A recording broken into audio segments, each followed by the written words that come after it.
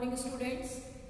BSc part 1 paper 3 में हम पढ़ रहे हैं लाइकोपोडियम। लाइकोपोडियम में हमने अपने पिछले लेक्चर्स में लाइकोपोडियम की बाह्य आकारिकी के बारे में पढ़ा। उसके साथ ही हमने पढ़ा लाइकोपोडियम की आंतरिक संरचना, जड़ की आंतरिक संरचना और तने की आंतरिक संरचना के बारे में। तने की आंतरिक संरचना पढ़ते वक्त हमने पढ़ा कि लाइकोपोडियम की विभिन्न प्रजातियों में विभिन्न प्रकार के रंभ पाए जाते हैं। डिफरेंट स्पीशीज में different type of stealer system पाए जाते हैं। कॉमन स्टीलर सिस्टम है लाइकोपोडियम में प्लेक्टोस्टील, एक्टिनोस्टील और मिक्स्ड प्रोटोस्टील। ये जो स्टील है ये सेंट्रल सॉलिड पार्ट बनाता है स्टेम का और प्रोटेक्शन का काम करता है, प्लांट को होल्ड करने का काम करता है। इसके साथ ही इसका काम है कंडक्शन ऑफ फूड और कंडक्शन ऑफ वाटर। स्टील के साथ साथ लाइकोपोडियम की डिफरेंट स्पीशीज में कॉर्टेक्स में भी डिफरेंस होता है। Generally cortex, outer cortex, middle cortex और इनर कॉर्टेक्स में डिफरेंशिएटेड होता है। अलग अलग स्पीशीज में या तो आउटर और इनर कॉर्टेक्स पैरेन्काइमा के बने हुए होते हैं या स्क्लेरेन्काइमा के बने हुए होते हैं और मिडिल कॉर्टेक्स उसके ऑपोजिट टिश्यू का बना हुआ होता है। ये जो है अलग अलग स्पीशीज में लाइकोपोडियम के स्टेम में वेरिएशन मिलते हैं, जो कि हमने अपनी पिछली क्लास में पढ़े। अपनी आज की क्लास में हम पढ़ेंगे लाइकोपोडियम की लीफ का एनाटॉमिकल स्ट्रक्चर, कि जब हम पत्ती की आंतरिक संरचना का अध्ययन करते हैं, उसकी काट काटते हैं तो हमें किस तरह का स्ट्रक्चर दिखता है। ये हमने एक डायग्राम बनाया है लाइकोपोडियम की लीफ की टीएस का एक पार्ट। इसमें हम देखते हैं ये जो है ये है आउटर एपिडर्मिस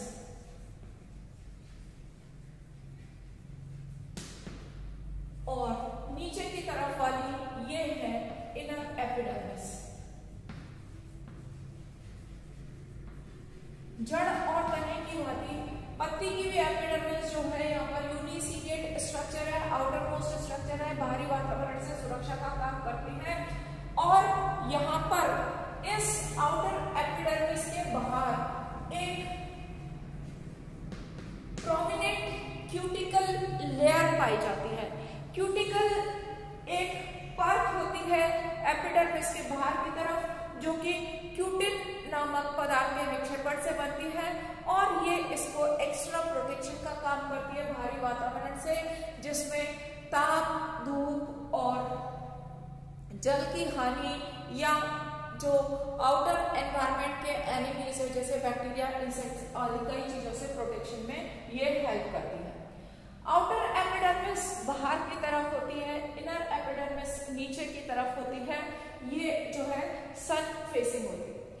एपिडर्मिस के अंदर वाला पोर्शन, ये जो पोर्शन है यहाँ पर हमने रेड से बनाया है, ये जो है ये कहलाता है मेसोफिल। ये इसमें क्लोरोप्लास्ट है। तो मेसोफिल इस तरह की लूजली अरेंज क्लोरेन्काइमा सेल्स है, जिसमें कि क्लोरोप्लास्ट पेरिफेरी पोर्शन में अटैच रहता है।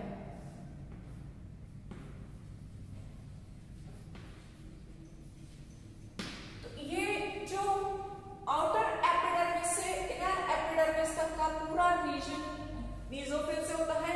मेसोफिल क्या है? क्लोरेन्काइमा की बनी हुई होती है। हम जानते हैं क्लोरेन्काइमा क्या है? प्रकाश संश्लेषी प्रदूतक है। सूर्य के प्रकाश की उपस्थिति में भोजन बनाने का काम करता है। इसी के कारण पत्ती का रंग जो है हरा होता है। ये इसमें क्लोरोप्लास्ट है। ये लूजली अरेंज है। यहाँ पर बीच में ये जो है ये है एयर चैम्बर, जिसमें कि हवा भरी हुई होती है। ये गैसेस आदान प्रदान का काम करता है, श्वसन का काम करता है। निचली एपिडर्मिस में ये स्टोमेटा पाया जाता है और ये जो है इसकी गार्ड सेल है। ये स्टोमेटा वाष्पोत्सर्जन और श्वसन में सहायता करता है। तो ये जो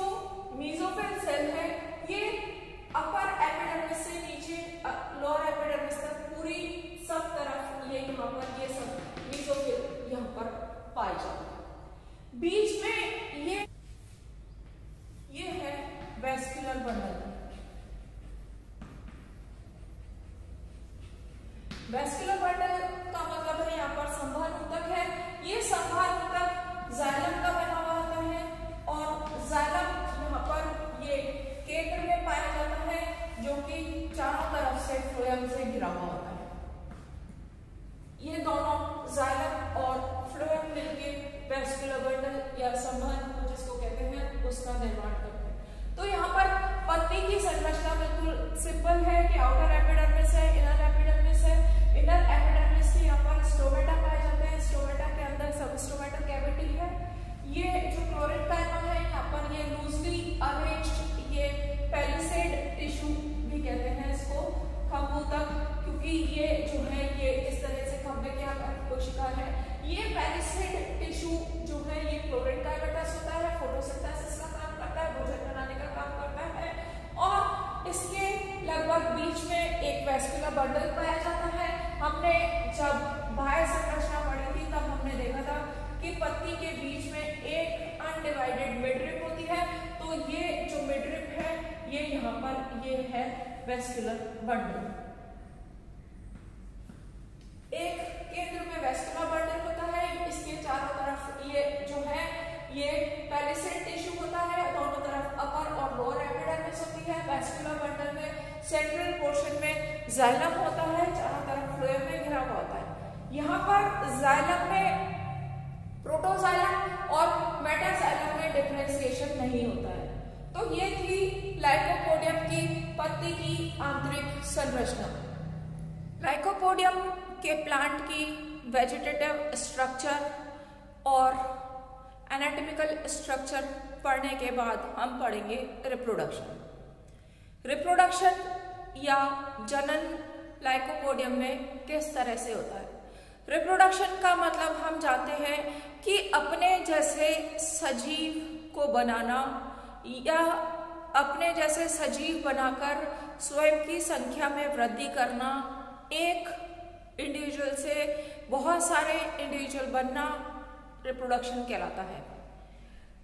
रिप्रोडक्शन 3 तरह का होता है, वेजिटेटिव रिप्रोडक्शन, एसेक्सुअल रिप्रोडक्शन और सेक्सुअल रिप्रोडक्शन।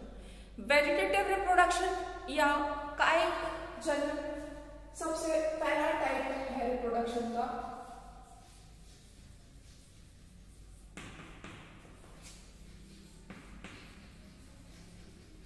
वेजिटेटिव रिप्रोडक्शन का मतलब है जब जनन पौधे के किसी कायिक भाग से होता है, और हम जानते हैं कि कायिक भाग है जड़, तना और पत्ती।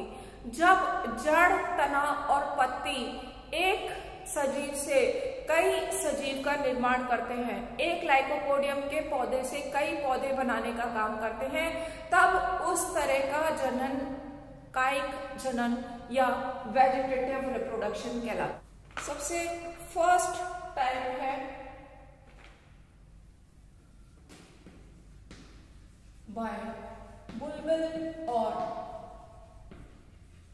Gamma formation. इस तरह के जनन में बुलबुल या गैमा का निर्माण होता है। ये बुलबुल और गैमा लाइकोपोडियम लूसिडम और लाइकोपोडियम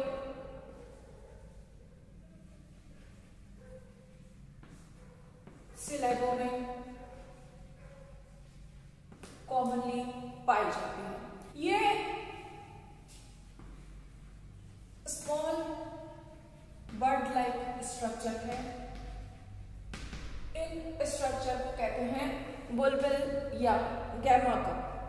ये स्टेम एपेक्स के पास में डेवलप होती है और बुलबुल का निर्माण करती है। बुलबुल बनने के दौरान ये जो स्मॉल एक्सेस है ये जो है ये सॉलन हो जाते हैं, मांसल हो जाते हैं, और मांसल होके जब ये सेपरेट हो जाते हैं मेन प्लांट से,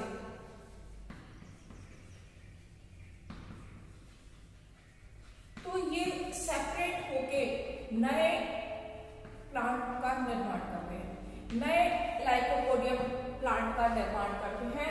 तो एक प्लांट पर, एक लाइकोपोडियम लूसिडम पर कई बुलबुल बनती है और हर बुलबुल से एक नया मुख्य पादप का निर्माण होता है। इस तरह से इस कायिक जनन के द्वारा पौधों की संख्या में वृद्धि होती है। जब ये बुलबुल मेन प्लांट से अलग हो जाती है, मेन प्लांट से डिटैच हो जाती है, तब इसपे एडवेंटिशियस रूट फॉर्मेशन होता है और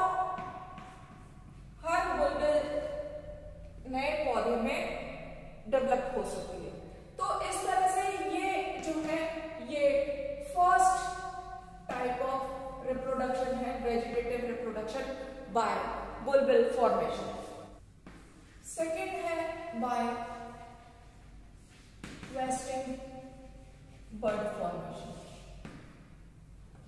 ये होता है लाइकोपोडियम इनुंडेटम में। लाइकोपोडियम इनुंडेटम में रेस्टिंग बर्ड का निर्माण होता है और ये जो है ये रिवर्स कंडीशन में होता है। जो कंडीशन पौधे के विपरीत होती है, विपरीत परिस्थितियों में रेस्टिंग बर्ड फॉर्मेशन होता है और ये रेस्टिंग बर्ड जो है ये राइजोम, इसका जो अंडरग्राउंड स्टेम है उसके एपेक्स में बनती है। पूरा का पूरा बाकी का अदर प्लांट पार्ट है ये डिजेनरेट हो जाता है, डैमेज हो जाता है या डिजेनरेट हो जाता है।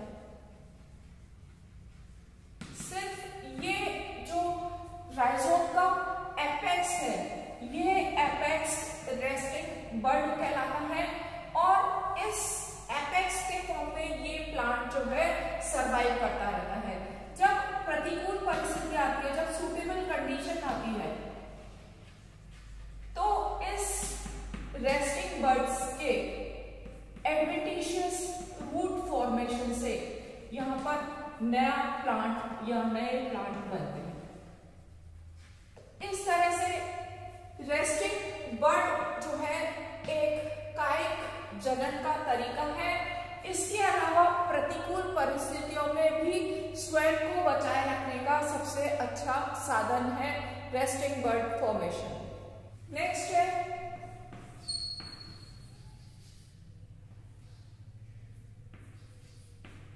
रूट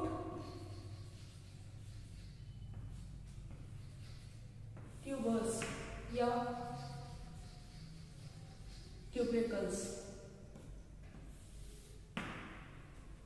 कुछ प्लांट में रूट की कॉर्टिकल सेल्स डिवाइड होकर ट्यूबर्स या ट्यूबिकल्स का निर्माण करती है। बाद में जब मेन प्लांट की डेथ हो जाती है, डीके हो जाता है, तब ये ट्यूबर्स जो है ये जर्मिनेट होके नए पौधों का निर्माण करती है। ये है vegetative reproduction by root tubercles. Root tubercles के द्वारा रिप्रोडक्शन पाया जाता है लाइकोपोडियम सबनम में। Lycopodium ramulosum. नेक्स्ट है एडवेंटिशियस बर्ड्स।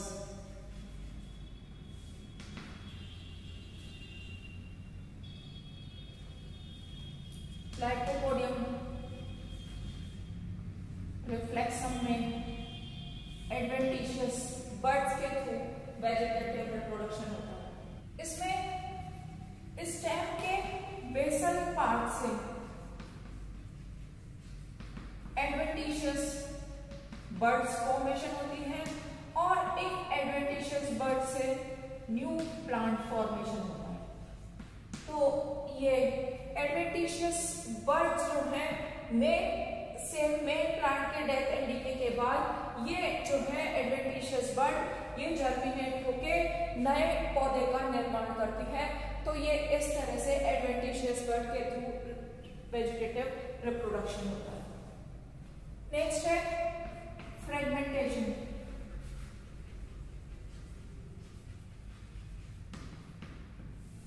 विखंडन। लाइकोपोडियम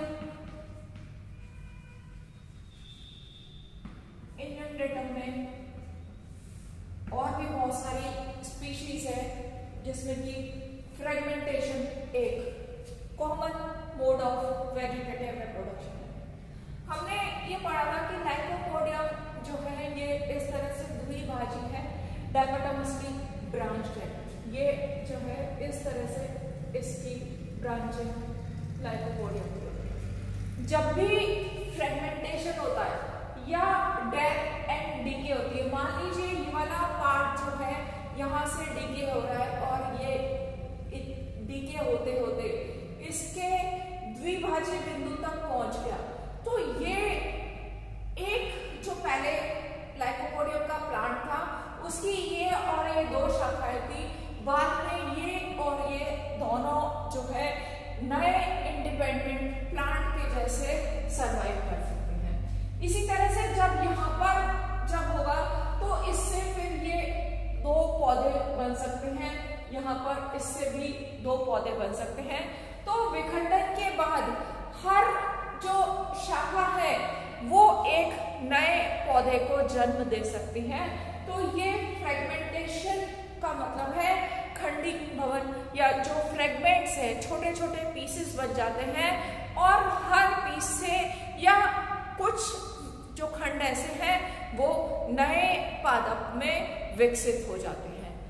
यहाँ पर हमने पढ़ा कि कायिक जनन जो है जो लाइकोपोडियम के या किसी भी पौधे के कायिक भाग के द्वारा होता है। लाइकोपोडियम में ये 5 प्रकार का होता है, बुलबिल या जमा के द्वारा, रेस्टिंग बर्ड के द्वारा, रूट ट्यूबरेकल्स के द्वारा, एडवेंटिशियस बर्ड के द्वारा या फ्रेगमेंटेशन के द्वारा।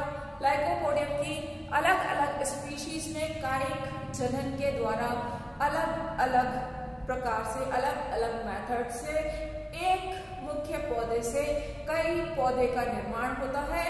और कुछ ऐसी विधियां भी हैं जो हमने पढ़ी जिनसे प्रतिकूल परिस्थितियों में इस पादप को अपने आप को बनाए रखने में सहायता मिलती है। पहला रिप्रोडक्शन था वेजिटेटिव रिप्रोडक्शन,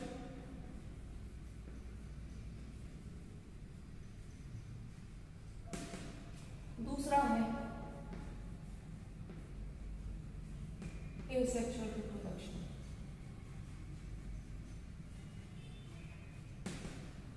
एसेक्सुअल रिप्रोडक्शन यानी कि स्पोर फॉर्मेशन।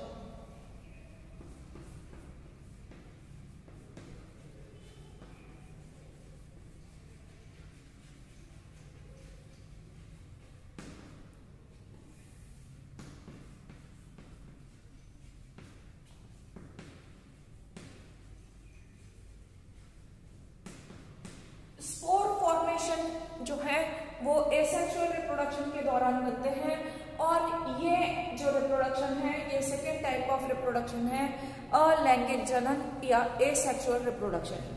सेक्सुअल रिप्रोडक्शन में स्पोर फॉर्मेशन होता है, स्पोर को बीजाणु कहते हैं और ये स्पोर को धारण करने वाली पत्तियों को स्पोर बियरिंग लीव्स को कहते हैं स्पोरोफिल। तो यहाँ पर पत्तियां जो स्पोर्स को धारण करती हैं उनको स्पोरोफिल्स कहते हैं। बड़े स्पोर्स होते हैं तो मेगास्पोरोफिल्स कहते हैं, छोटे स्पोर्स होते हैं तो माइक्रोस्पोरोफिल कहते हैं। इन स्पोरोफिल्स पर स्पोरेंजिया होते हैं, बीजाणुधानियां। ये स्पोरेंजिया ऐसा पॉकेट लाइक स्ट्रक्चर या ऐसा बैग लाइक स्ट्रक्चर है जिसमें कि स्पोर्स होते हैं या स्पोर कंटेनिंग बॉडी जो है स्पोरेंजिया कहलाती है। और ये स्पोरेंजिया पत्तियों पर अगर लगी होती है तो पत्तियों के साथ मिलकर कहलाती है स्पोरोफिल। स्पोरोफिल स्पोर यानी कि बीजाणु, फिल यानी पत्ती, तो पत्ती जो बीजाणु को धारण किए हैं वो है स्पोरोफिल। सबसे पहले हम देखेंगे कि पोजीशन ऑफ स्पोरेंजिया, बीजाणुधानी की स्थिति कहाँ है, पादप में बीजाणुधानी कहाँ पर स्थित है, ये जो है एसेक्सुअल रिप्रोडक्शन का मुख्य आधार है। तीन तरह की पोजीशन ऑफ स्पोरेंजिया होती है। सबसे पहली है एक्सियल। एक्सियल पोजीशन स्पोरेंजिया की जो है वो lycopodium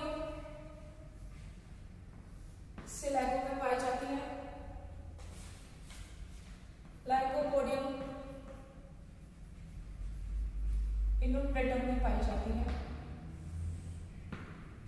axial position,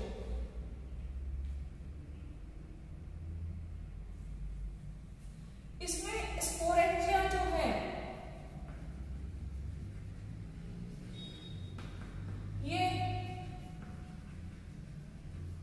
sporophyll and axis के बीच में यहां पर ये पोजीशन होती है स्पोरेंजिया की, तब ये कहलाती है एक्सियल। एक्सियल के बाद है फोलियर। फोलियर पोजीशन पाई जाती है लाइकोपोडियम सर्नम में और लाइकोपोडियम क्लेबेटम में।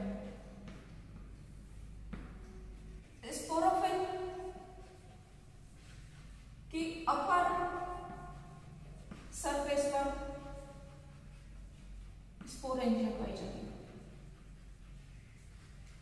ये कहलाती है फोलियर पोजीशन। जब बीजाणु पर्ण की ऊपरी सतह पर बीजाणुधानी पाई जाती है, जैसे लाइकोपोडियम सर्नम में या लाइकोपोडियम क्लेबेटम में। नेक्स्ट है सब फोलियर।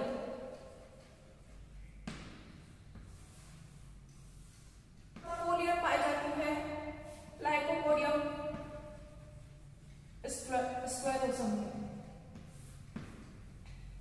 ये जो है डिफरेंट पोजीशन है स्पोरेंजिया की कि बीजाणुधानी कहां पर स्थित होती है। नेक्स्ट है स्पोरोफिल एंड स्ट्रोबिलस। स्ट्रोबिलस को कोन भी कहते हैं।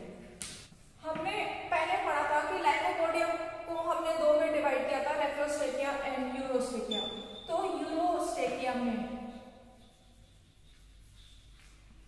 जो जीनस यूरोस्टेकिया में सम्मिलित हैं, उनमें जो नॉर्मल लीव्स हैं और स्पोर बियरिंग लीव्स हैं,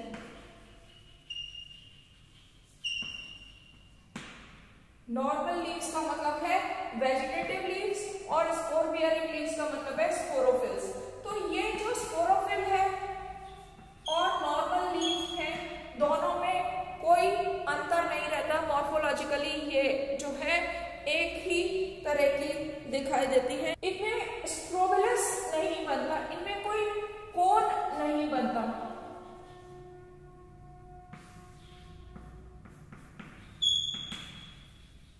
किसमें? यूरोस्टेकिया में कोन नहीं बनता, यानी कि ये जो है ये स्पोरोफिल्स ये जो है एग्रीगेटेड नहीं होते, एक साथ नहीं रहते। और ये बीजाणुपर्ण है स्पोरोफिल और वेजिटेटिव लीव्स, ये एक्सिस पर इक्वली समान रूप से विकसित होती है। इनका अरेंजमेंट का कोई पैटर्न नहीं होता, दोनों एक दूसरे के जैसे ही अरेंज होती है। लेकिन लाइकोपोडियम सिलेगो में सिलेगो स्टेज पाई जाती है। क्या है ये सिलेगो स्टेज जो लाइकोपोडियम सिलेगो में पाई जाती है? इसमें बेस में तो वेजिटेटिव लीव्स पाई जाती है।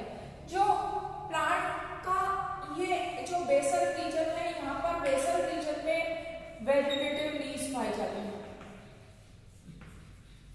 और जो अपर रीजन है इसमें वेजिटेटिव एंड स्पोरोफिल्स ये ऑल्टरनेट अरेंज रहती है। ये स्टेज जो है ये कहलाती है सिलेगो स्टेज, जो कि लाइकोपोडियम सिलेगो में पाई जाती है। तो स्पोरोफिल्स और ये जो है किस तरह से अरेंज है अलग अलग स्पीशीज में, ये भी डिफरेंट होते हैं। लाइकोपोडियम फ्लैगमेरिया की अगर हम बात करें तो लाइकोपोडियम फ्लैगमेरा में स्पोरोफिल स्मॉल होती है,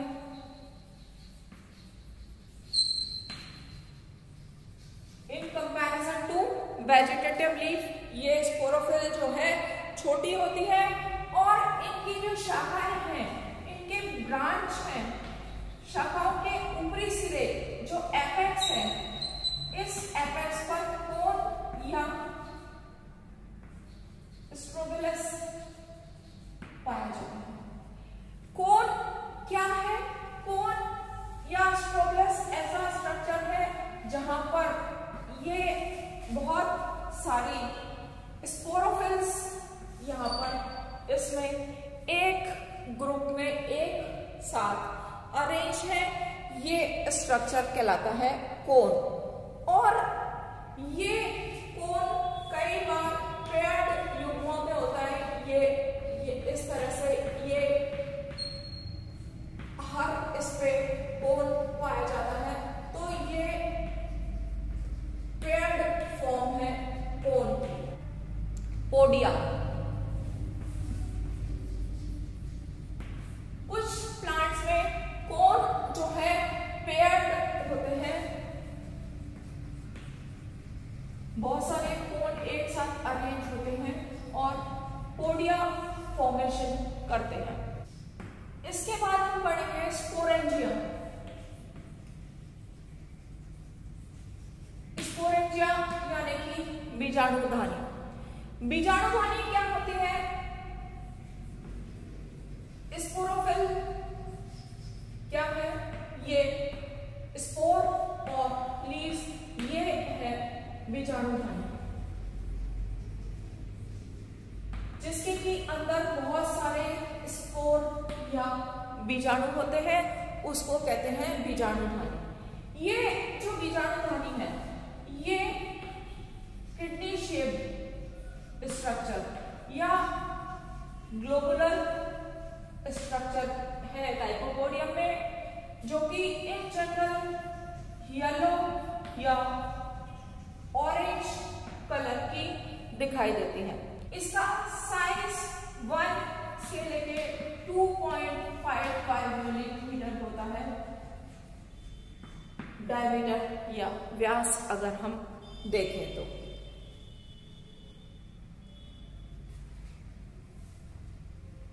ये जो स्पोरेंजिया है, ये मल्टीसीलेट होती है, बहुत सारी भित्ति की बनी हुई होती है और इसकी आंतरिक भित्ति जो है टेपिटम कहलाती है, जो डेवलपिंग स्पोर को पोषण प्रदान करती है। और इस स्पोरेंजिया के अंदर होमोस्पोर्स होते हैं। होमोस्पोर का मतलब है सम बीजाणु। होमो मीन्स सिमिलर, स्पोर मतलब बीजाणु। सारे के सारे बीजाणु जो है एक से होते हैं, समान होते हैं, छोटे बड़े नहीं होते। तो ये है होमोस्पोर जो कि स्पोरेंजिया में बढ़ते हैं। तो ये यहाँ पर हमने पढ़ा कि लाइकोपोडियम में स्पोर फॉर्मेशन होता है, जो कि स्पोरेंजिया के अंदर होता है। स्पोरेंजिया का फॉर्मेशन किस तरह से होता है? डेवलपमेंट ऑफ स्पोरेंजिया या development of spore with in sporangia, या बाद में जब वो स्पोर बन जाते हैं उनका डिस्पर्सल कैसे होता है, आगे जाके उनसे क्या होता है, गैमेटोफाइट किस तरह से बनता है, ये सब हम अपने अगले लेक्चर में पढ़ेंगे। आज के लिए बस इतना ही। धन्यवाद।